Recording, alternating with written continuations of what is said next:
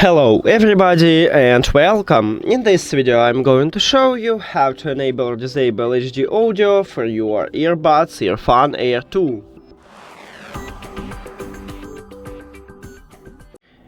So, you need to enable developer option to enable or disable HD audio, because without it we can do this.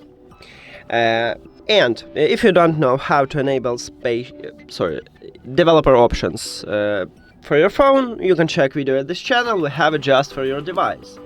After you enable it, you need to open settings and go to the system, because in the system we have developer options. So scroll down, right here we have system, tap at this line.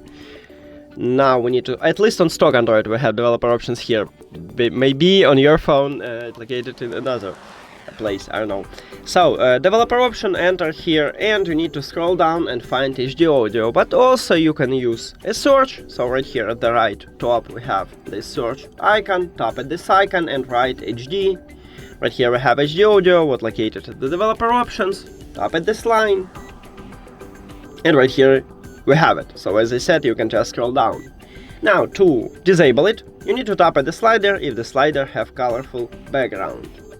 To enable it, you need to also tap on time at the slider, but if the slider have empty background.